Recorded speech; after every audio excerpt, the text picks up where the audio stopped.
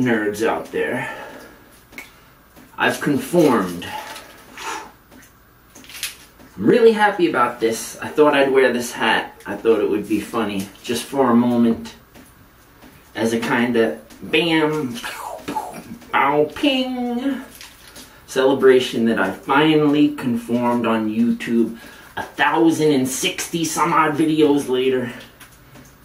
And I got to actually thank, damn, I gotta get the name of the couple to thank, because it makes perfect sense. No, this is addiction here. All I want to do is get back from the gym, drown my sorrows in CSI. I'm at like season 1, so don't spoil anything. Please, season 1, last 2 episodes, I'm really getting this addiction right here. This coloring's got to be so bad for you, man. All I want to do is drown my sorrows, eat some salty snacks, this stuff's got to be so. I just bought 4 boxes of that stuff. 4 boxes of that stuff. Boxes of 20 each in a thing. 20. I know I'm not funny. I want to let you know, you will see that special beginning thing, document everything till I succeed, in every video. Today is day 0. I've conformed a vid blog a day life documentary. We're doing this till success comes. My head is scrambled. I don't know how to exactly explain all this. But I'm ready. I'm ready to travel the world, man. I'm ready to go to the Empire State, the Statue of Liberty, St. Patrick's Cathedral, Planetarium, maybe even see Neil deGrasse Tyson there. Who knows? But I've conformed. I'm doing a video blog every single day. I see this couple, they're at like 800 and something days. I'm like, man, you know, the bottom line is I've been so wounded in this world. I can't focus on creativity. You ever have someone in your life, like family or a friend, like, oh, that he's so creative, oh, she's so creative? I have a bad example here. Maybe they got married and had kids, and the marriage is falling apart. The kids are straight Dennis the Menace's nuisances, and the person's so stressed out of their mind in life now that all their creative energy has died. It's too stressful to even think about creativity. I do something creative at the place that I'm at. I'm lucky if it gets 5 to 10 views. You know what? I'm just trying to explain here how I've ended up conforming. I've lost track of time. It's been years. When did MySpace go out? I've lost track. I've been sucked through a time warp. How long have I been YouTubing? Less than 400 subscribers. It's because I'm an unsocial person on social media. That's one nugget of the barrel, basket, bucket. One nugget of the bucket. I was trying to rhyme there, God. How long has this been going on, man? I remember listening to rap videos. Like, I see like the song came out in like 2006. Like, I've been sucked through a time warp here. How long has this been going on? What the hell was I trying to say? How I conformed into this. Because every video, every YouTube video sent through social media, to me feels like another bullet to the system. I need at least a video a day. Giving my big FU to the system. It's like, I don't know, it's hard to explain that. Maybe that doesn't make sense. Maybe it does make sense to somebody. I'm gonna get outside, switch hats, go to the gym. Let's get this started. Day 0. Blur. I don't know why all these cars are coming this way. All of a sudden, there's like a ton of cars. Like there has to be like an accident or something. I'm gonna go this way, man. I don't like being followed. I don't like being followed. I'm always watching, man. I'm just kidding. No, but I'm not like Ben Stiller in Dodgeball. I'm just kidding, but no, not really. Always man, 3 turns, man, 3 turns. If someone's still following you after 3 turns, man, someone's following you. Alright, now we talk about paranoia. Does anybody else do this? I'm thinking that I'm one of the only, you know, none of us are, I'm not saying I'm unique to do this, that no one else does it. But I'm just thinking that no one is that paranoid to think that someone's like gonna do that. Alright, when you're when you're going to get into your car, right? I thought that was a hot lesbian walking her dog. I got kinda, you saw I got a little discombobulated there for a second. Alright, I am what I am. But does anyone else do this when they're going to get into their car? When your car is parked on the side, right? Not in a driveway, and cars are driving by fast, right? So you don't, a true paranoid person that watches over every scenario would not be on the side of the car with cars flying by fast, right? Because one of them could just, you know, jerk the wheel at the car. Oh, I hope there wasn't a person there. Jerk their wheel, and I've seen a show or a movie where the person gets killed, right? They're hit by a car, like I don't know if it was a tree or a wall. They get hit by the car, and then the cops come, the detectives, the homicide detective, they're like, oh, the person's still alive. If we move the car, the person dies. What movie was that? Was it Dexter? Was it a horror movie? I don't know what it was. Maybe it was like Final Destination. But I'm saying someone could just like ram to the side, and like I don't want to go out like that. You might survive. Sometimes surviving is the worst.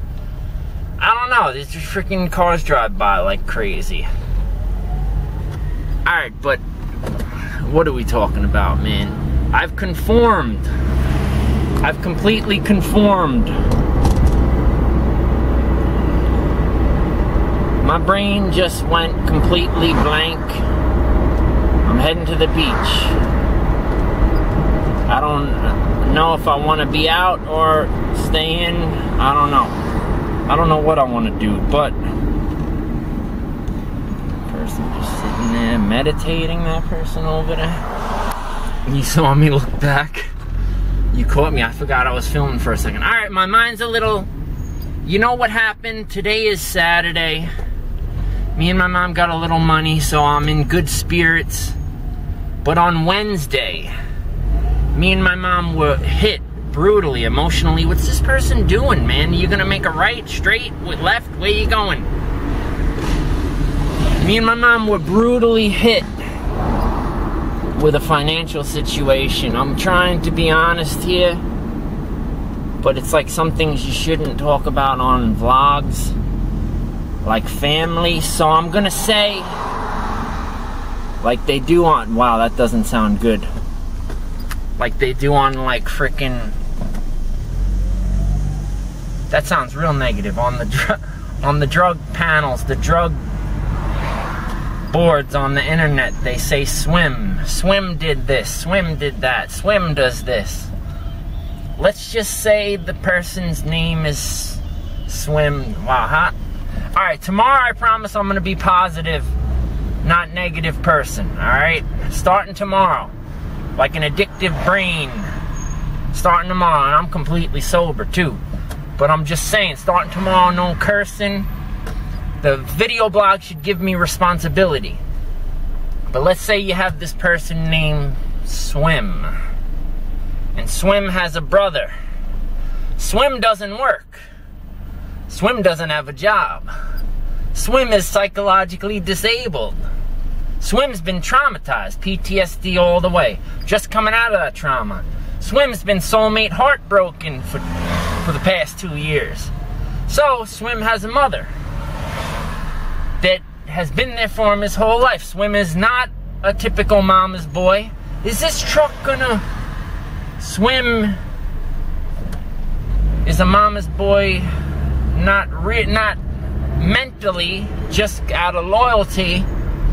And so Swim and his mother struggle harshly financially. Damn, I'm just in a weird state today. So Swim has a brother.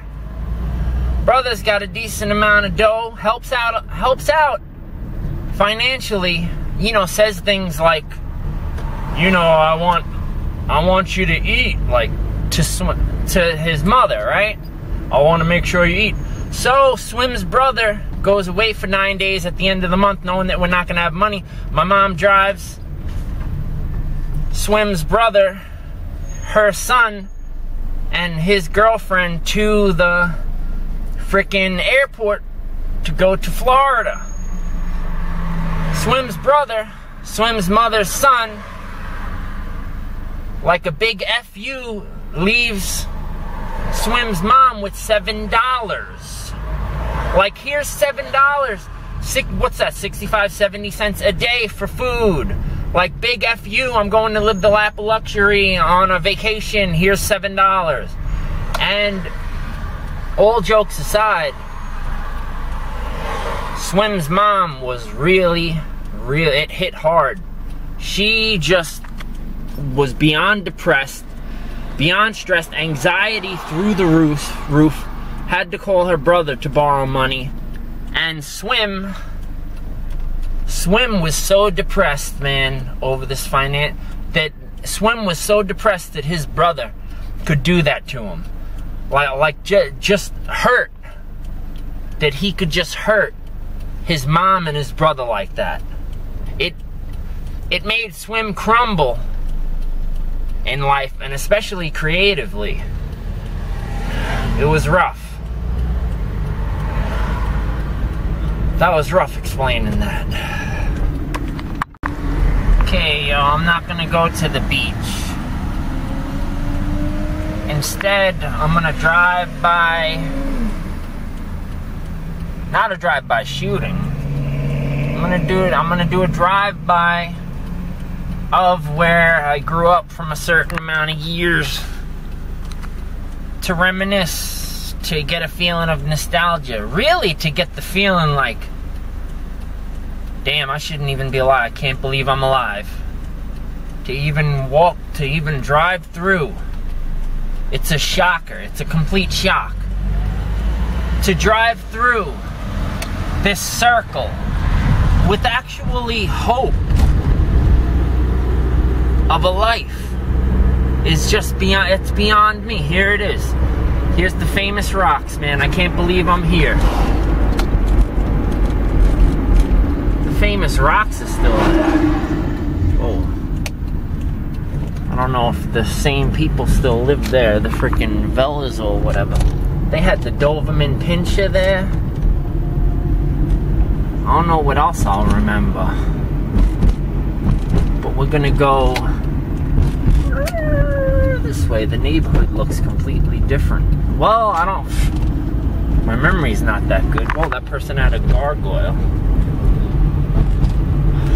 Boy. I forgot about that little inlet there. That little circle there. I don't remember. Oh my god. This girl Andrea lived there. I think she was a lesbian.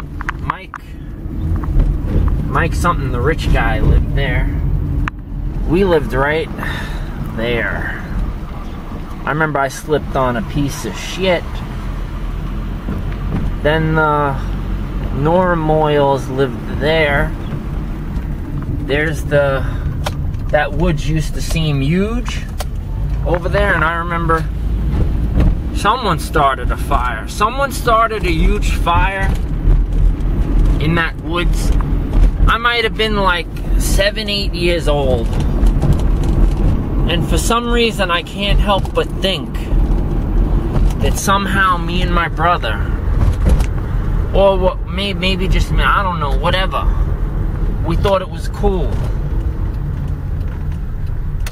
There's someone in that's a small neighborhood, that little circle. Someone started a fire and we thought it was the the hell is their last name? I'm gonna make a right over here so we can talk about this. The frickin', it's the name of like Giardelli's, like name of like a chocolate. That reminded me of it. Let's go this way. I want to go home. I don't want to go to the beach. So I kind of just want to drown my sorrows in CSI. I mean, that before the last episode of season 1 is getting pretty intense, man. I don't know, it's crazy. This world crazy. Yeah. Man. And the Normoils had a cousin. And we were playing this game where you spin around with the rake. And I like nailed the kid in the head with the rake. And he ended up suing my parents because he had a little scar on his head. And that's what they said, that he was teased at school and called Scarface. And me and my brother were laughing at the lawyer hearing or whatever.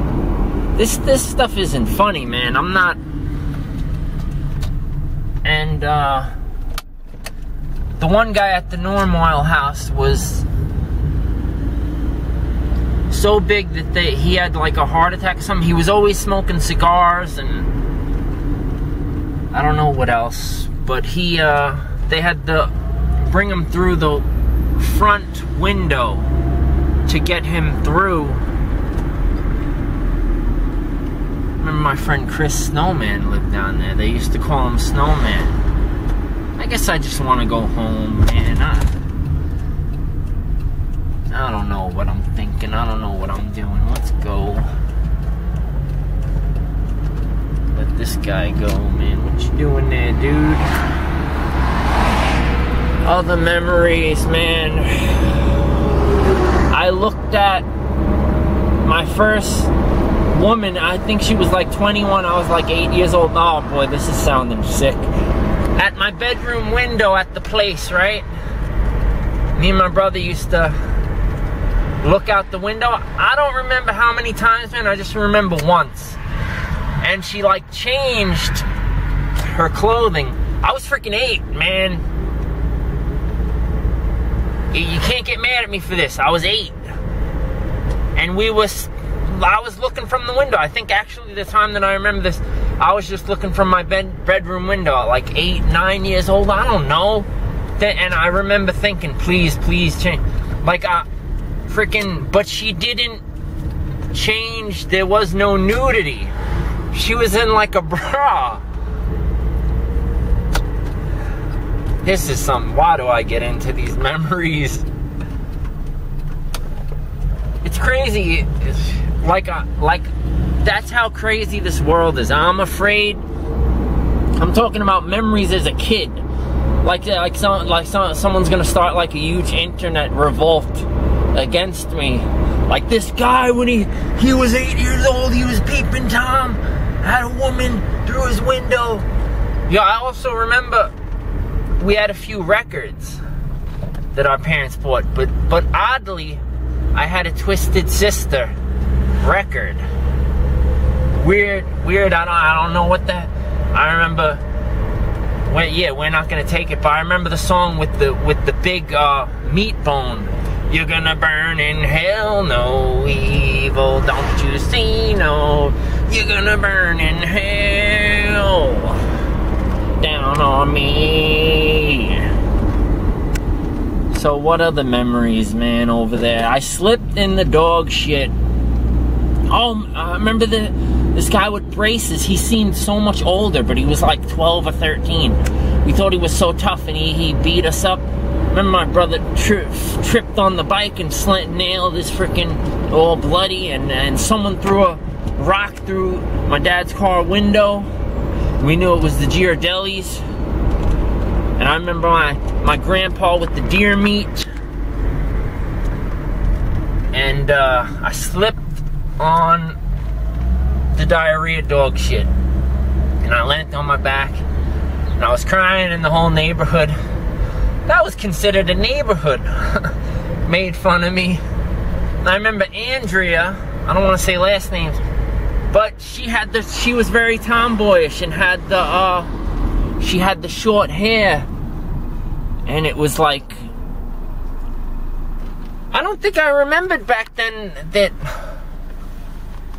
lesbians existed, but I think someone called her that, or I think someone made fun of her and called her a dyke, and I never knew what words meant when I was a kid. Is this thing even filming? I never knew what words meant as a kid, man, so I didn't, but I just remember her getting made fun. She was my best friend for a while, man.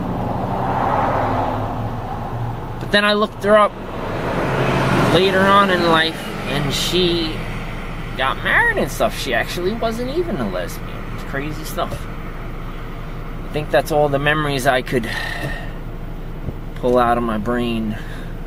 Welcome, thank you, welcome to day 0. So I'm heading home because I'm having anxiety about being outside. There's nothing to do anyway, but I was supposed to get gas and tinfoil.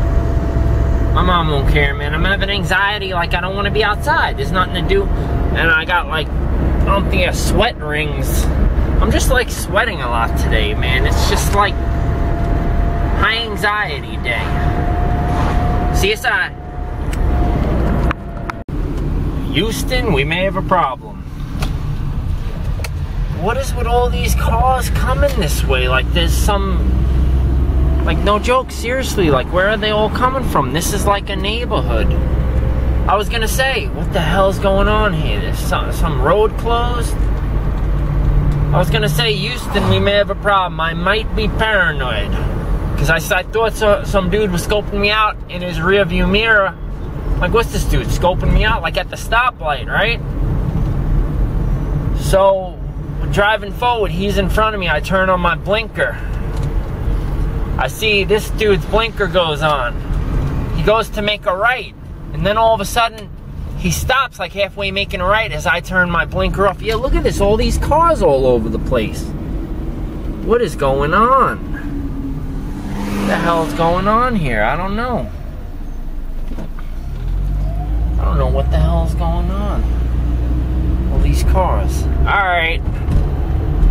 And then I put I changed the blinker and went straight. Okay, so yo, that's it for the day. Because I'm kind of depressed and manic at the same time.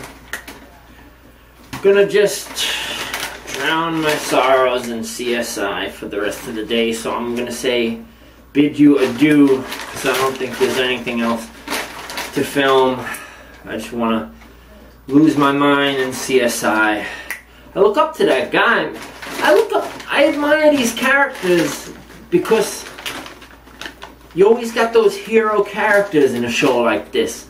All those CSI, crime scene investigators, scientists, detectives, I look up to them all because you know why? Because they've fallen into their place in life of being one of the good guys, making a difference in this world, helping people's lives. They've fallen into their place.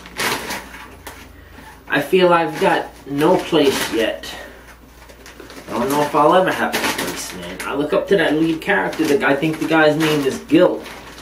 He a weird one, man. He cool, man.